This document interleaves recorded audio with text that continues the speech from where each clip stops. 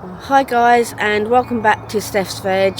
I haven't done a few videos for a while, but been so busy with work and Paul's been busy. I've had to just come down and do stuff on my own. But today I'm just going to show you how far I've got with each bed and see the progress. So off we go.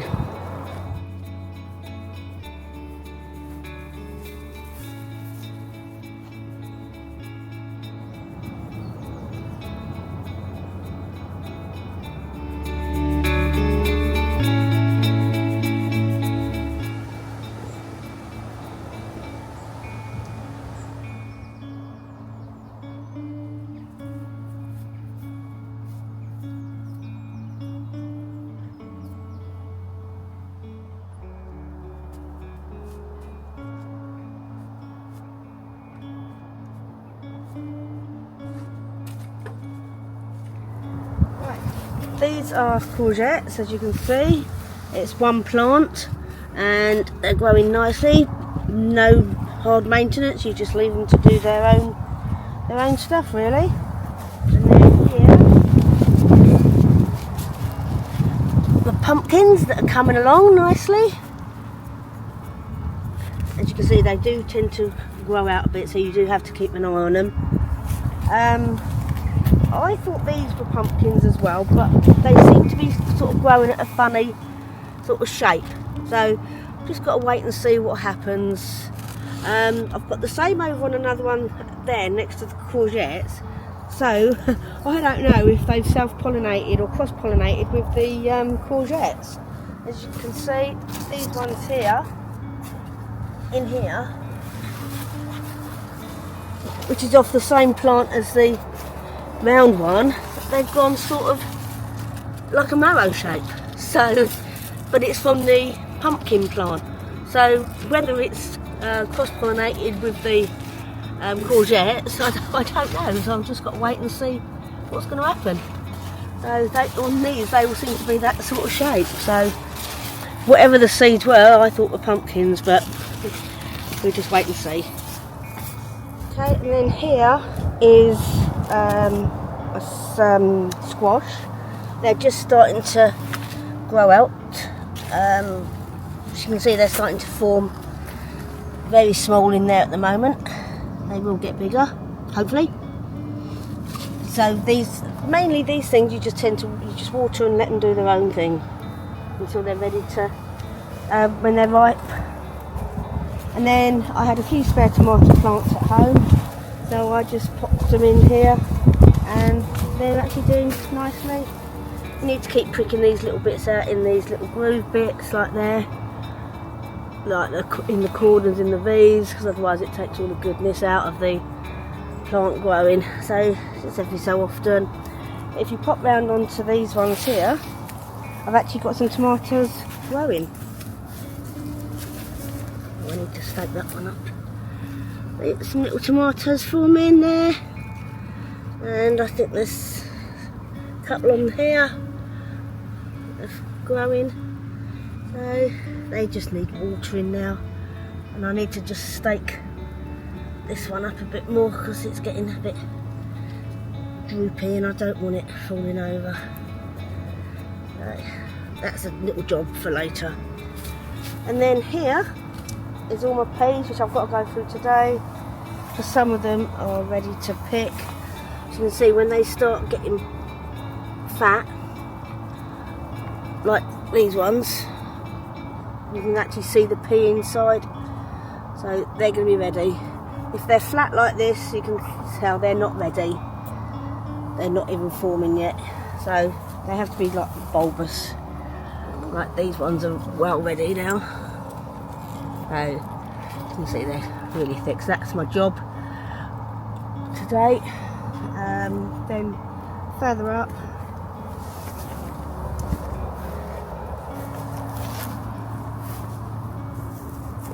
some of these were sown at home, and some of them I just sowed the seeds in the ground, and it works both ways. The same with the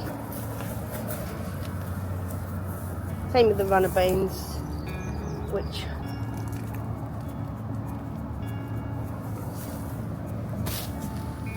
runner beans are here. Some were grown at home, some were just planted in the ground. You can see they've got the red flowers on now. That's where the runner bean will form on the end there. So they do tend to grow tall, so that's why they're on big canes and a big frame. And then I do grow marigolds near them because they are very good at deterring black fly from the runner beans, and for the last 3 years I've not actually had any black fly on my runner beans. The last bit on this bed is my sweet corns. A little bit disappointed this year with them because normally I have a whole bed full of them growing this size, but for some unknown reason they just didn't want to germinate this year. I've grown some at home, I've planted some down here, and the ones at home they just didn't want to take, and obviously I've run out of seeds to grow anymore and it's too late now, so this is the little bits that I got. So hopefully I'll get some sweet corns. Nothing's growing out of these ones at all. Okay, so this is my brassica cage. That far part up to here is broccoli, and as you can see they are starting to form up here, little buds. Well, not buds, they're like little flights. They're starting to grow now in there. And then the other part back there is cauliflowers. They can be a bit funny because they actually don't like the heat too much. So I'm hoping that they're going to form. When they do, they grow a white curd in the middle, and when they get to a certain size I get the leaves and I tie them up over the top so that the sun doesn't get into the actual cauliflower, but that's not yet until they're actually forming, so that's what I do in here. Okay, the reason why I grow them in with netting in cages is to stop the cabbage whitefly laying their eggs, because if they get in there, as you can see there's probably one flying around now, if they get in there they'll lay all their eggs and they will demolish all of the veg. So any brassicas I plant in cages. Here I had some potatoes which I had to start digging up, so rather than wasting the space I put some other more brassicas in there, more cauliflowers and broccoli, and in the middle some lettuces. And I made these up a few years ago, so I put that over. These are all the other potatoes. They're not, well, they are probably ready, but these are the second earlies. They're going to be ready soon. You see, I water them, but obviously you can see that they're dying. The leaves are dying, they're going yellow, so it's a proof sign that they probably need digging up. These are my main crop, and these ones here were the experimental ones from the ones I had at home.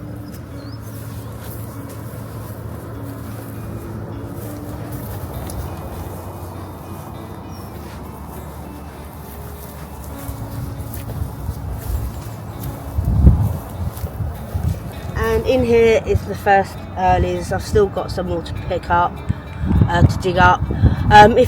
If you go back on my previous videos of how I sowed them, I'm just digging a hole with a auger and a drill rather than digging a whole trench. I've had quite a few potatoes out of there in the recent weeks. Obviously I don't dig them all up in one go, because otherwise you'll end up with too many potatoes and they'll end up going off indoors. So I just do enough for a week maybe. Okay, so in this bed is carrots, which I grow on a seed tape. It saves a lot of hassle having to thin out. The seeds are already on a tape, and all you do is dig a tiny little trench, lay the seed tape in it, cover it over and water, and this is the result. I have sown some onions in between, but I don't know how they're going to do because they like a lot of light, and obviously carrots are sort of shading it. Down here I've got beetroots,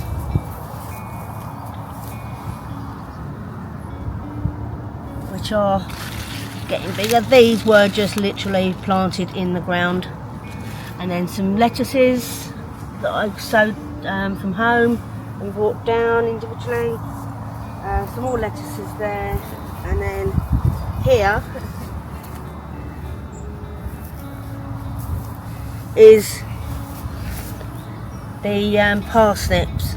There's a few weeds obviously that I've got to start digging, but they can be erratic. As you can see, there's nothing in there, but I've got all of this lot here. And again in there I did sow some onions, but whether they'll grow or not, it's we'll see, because as I say, they do like they like the sunlight and they're getting shaded. I've also planted a few more tomatoes in here just to get them in the ground rather than throwing them away, and a couple of peppers. And then the final couple of beds, I've still got asparagus growing, but I think that's probably going to be the last of it over there. There's a couple of bits I've got to pick.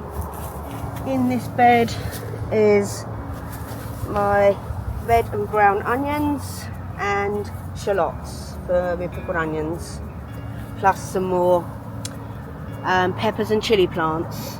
So they don't do as well outside as what they do in a greenhouse, but you might get the odd pepper or chilli growing over there, and the same this side. And in here, this is the second sowing of radish. I've had one lot of sowings that I've had to dig up because they were ready.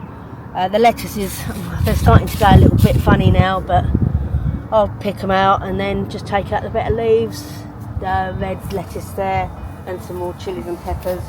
I did plant some celeries, but it looks like something's been eating them. I've got one left growing there.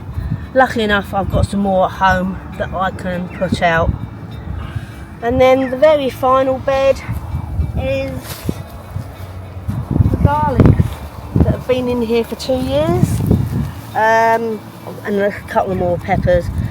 I'm going to be pulling these out today because they are ready. They're sort of going yellow at the bottom now. So these are elephant garlics. So these have been in here for 2 years. So hopefully they're going to be nice big bulbs. So we'll see. And I'll show you once I've dug them up. So a few jobs to do today. Cut the grass, pick some peas and the courgettes, and pull up the garlics. So, and Paul's going to be cutting the grass, and then obviously I've got to water. So that's it for today with the jobs, and I'll show you the garlics and what I've harvested later. Okay, so now I'm going to just pick some of the courgettes. These do tend to grow really rapid, so I've got my little knife, and just at the end by the main stalk I just cut the end off like so, get rid of the flowery bit and pop it in the bag. I don't like to pick them too small like these, they're still growing, but this sort of size is ideal. So just get my knife, cut through it and pick it. And I think I've just got one more on this plant here. Yeah, there's a nice big one there, so I'll cut that, get rid of the flower, and then just pop it in the bag. Yeah, the other ones are quite small at the moment. A couple of bits of asparagus. I think this is going to be the sort of last bits now. So, knife, about 5 centimetres from the bottom, and just cut them. And then I'll put them in my bag and wash them when I get home. That's from the pumpkin plant. Okay, see that big thing there? That is from the pumpkin plant. So how it's ended up looking like a big marrow, I don't know, because I've actually trailed the whole stalk back to that plant, where the other side of it is the round pumpkin. So I've no idea what's going on there. That's going to be something to watch out for. Okay, so I'm going to pick some the peas now. Just going to show you again what they look like when they're ready. As you can see, they're quite bulbous, quite solid, and all I do to pick it is hold the stem bit there and just with your other hand just pull it off. If they're a bit too stiff, hold it with two hands and pull, and as you can see, that's quite solid and firm. So I've got my little bags, just pop it in there, another one there, I just hold it and pull it. So I'm going to carry on with these because this is quite time consuming, because you literally have to go through every bit here on the plants. So I'll crack on with this for now. Okay, so I'm now going to dig up my garlics. These are called scapes on the end. Some people like to eat them, but I think they're a little bit too tough and not my sort of cup of tea. They look nice flowers, but I wouldn't want to eat it. Anyway, you need a spade because they are quite deep. You can't just pull them because you'll end up breaking them. Not too close to the actual bulb because otherwise you'll cut through it. Hopefully this has formed nicely because some of them don't split. Sorry about that if you didn't see. The camera went a bit wonky. Right, as I was saying, spade, not too close to the bulb. Can't guarantee that they're all going to split, so it might come up as one big bulb. So gently lift without pulling your frame apart. Which I have another job I've got to do, is repair that. Right, that's now nicely lifted. Gently pull, give it a shake. You get these funny little bits growing on them, so just scrape all the dirt off. I have googled these, but I can't remember what it is. They're no good. And look at the sides of that one. As you can see, that one's split nicely. You can see the indents where they're going to have their own garlic bit there. So pop that to one side, and then let's dig up another one.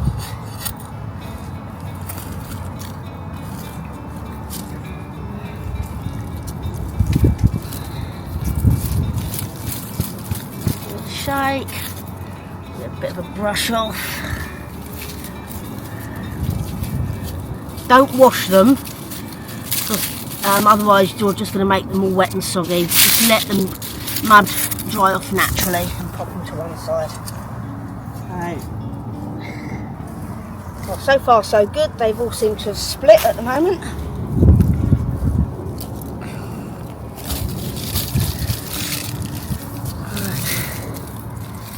That. There's another one that's split.